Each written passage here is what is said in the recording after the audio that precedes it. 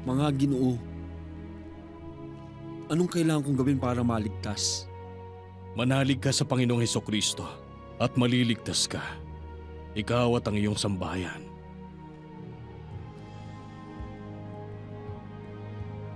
Sasabihin ko sa iyong pinakamahalagang bahagi ng mensahe ayon sa eksaktong ipinahayag sa akin.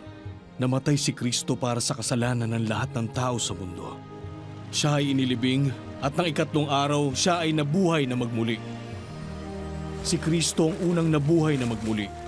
At sino mang sumunod sa Kanya ay mabubuhay na magmuli sa Kanyang pagbabalik.